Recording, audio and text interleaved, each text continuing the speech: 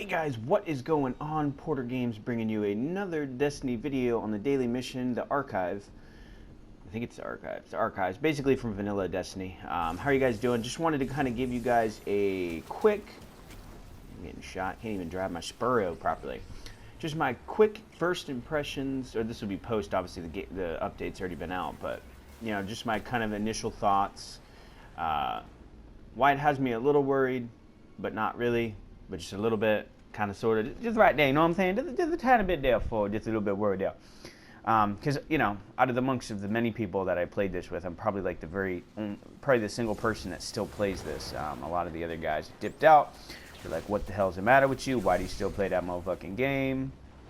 So on and so forth. But anyway, so back to the April update and what I think so far. So, here's where I'm at, here's what I think, and here's what I'm thinking. Basically, I'm a little worried, a little scared, only because, you know, there wasn't much. It's like the game, you know, this thing got so hyped up. The update did. Now, granted, there's some cool stuff. I like that there's new armor, there's new gear to get, there's a couple new weapons. They brought some Year 1 stuff back over, like some legendaries, like the Shadow Price, which I believe I have on me. Yeah, right here. Yeah, it actually dropped at that amount. You know, I've gotten this gun dropped at this. You know, this I actually was able to get my zeros up to 330. So you can see a lot of this stuff. You know, the sword is cool. This actually dropped at 327. I got something. I think I got one of these weapons at 333 or 331. So I infused it into this. Just preparation for Iron Banner, a little ahead of schedule. You know, with two sets of the armor. Now, keep in mind that this stuff that you see here, this and this, which you get this armor here from doing the sigil that you get from Variks at the Reef. You know, you've got a challenge that you've got to do through 3 waves of enemies. You get a whole week to do it, and it's just basically a score system. There's 1 modifier, maybe 2. I'm not sure if there's 1 or 2 of them, but the modifier is what doubles or gives you more points the more you do it. Obviously, this week it's more precision kills. So you can get your, you know, your single score high and then your group score at whatever the minimum is. But yeah, so that looks, this armor here specifically is basically the same armor you would have seen in House of Wolves. It's a little bit, I think the way the shader is on it's a little bit different. Obviously, it has the chroma thing, or it puts the fallen thing on the front of it, the fallen thing, whatever you want to call it, on the front of it. And then of course the hood is exactly the same. Which I think it was red. I think it was red at the time. So, but keep that in mind. It's all reskins. The same with the Taken gear. It's exactly the same thing that I have now, with the exception it has a Taken look. I would have rather preferred that it was a more of like a shader. That way you could have used it with whatever gear you had. So that would have been cool. Because the only problem with the Taken thing, it's like, yeah, everybody would look the same with the Taken shader on, but your gear wouldn't look the same. So that would have been awesome, in my opinion. I thought it would have been cool. Get headshotted, son. Do you even shoot, bro? Are you even headshot, bro? I don't know how that would have went. I think it would have sounded a little bit better that way. Hey, hey, dude, hold this for me. I don't even have any heavy. Can I snipe this dude? Of course not. Oh, okay, cool. Whoa, hey, bro. Hey, I don't think it's nice. There's a problem where I can't. I've got to be like probably one of the worst PvP players trying to headshot people. Hey, there's no need to knife mother truckers. Hey, come here. But yeah, if they had a shader for the Taken, like the Taken look was just a shader, man, that'd be so much better. I mean, I'm just saying.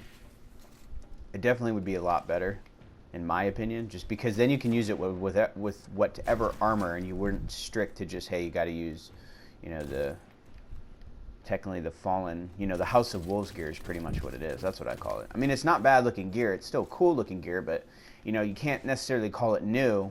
It's not really new. That's the misconception. I don't know. I don't know what is Bungie calling old gear new gear just because it looks different, but it's still the same gear. You know, I don't know if everybody agrees with that. I just think more people need to start critiquing this game.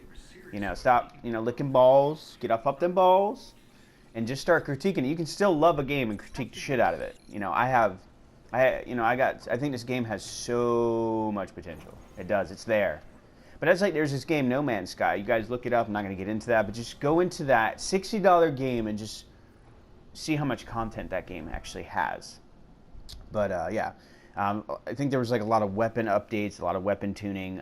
Again, for the 18th million time, they just keep ruining exotics. I mean, the Mida nothing really happened to it to change it too much, but it's still a little frustrating. You know, the Alpha Lupe's perk is completely, the chest plate's completely pointless now. You know, because of you can't run through somebody to revive them, which I can understand if you didn't have that on not being able to do that, which is fine. But if you have the chest plate, or even the Warlock's helmet, which is a Light Beyond Nemesis, then that's the whole point of those exotic gear. But when you take that shit away, why even make the exotic gear? But anyway, so they did that. You know, and then they did a couple year ones. The fucking Icebreaker again, not sure. I don't even know anybody that uses that, really. You know, they did something to the Thorn again. It's just like, dude, why? Why even keep messing with these weapons? It's just so frustrating. Like, I don't know. It's like they're just basically nerfing their own weapons to hell.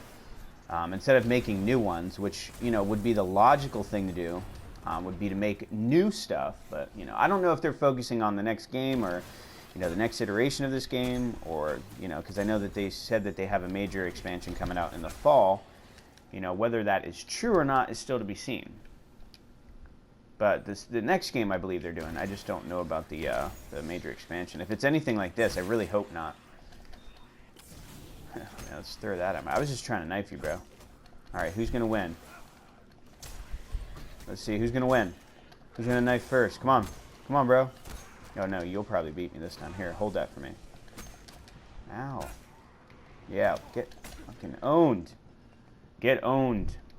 Yeah, and just so you guys know, and I'm sure you know if you watch old videos of mine, I do say the F word a lot. I say shit too. So just keep that in mind. Make sure you get your parents' permission. I'm just kidding. But other than that, pretty good. So, but yeah, so initial thoughts. I mean, that's pretty much the basis of everything, with the exception of I do feel bad for Xbox, because they only got one of the quests. PlayStation got two of them. Trust me, guys, you didn't miss anything.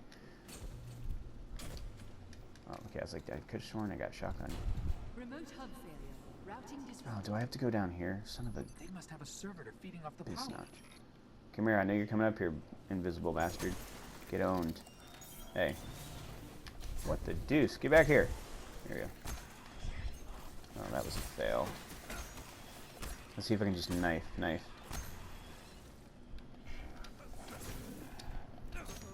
See if I can knife him to death. Yeah, so basically the two quests. I knew you got a sword, of course. They added. Oh, hey, what's up? I didn't even know. I forgot this guy spawned right there. That's bad when you know exactly. I haven't played this mission here in so long, but and you remember where they all spawn. It's kind of funny. Hey, sir. I remember when I first played this guy got me, like, literally.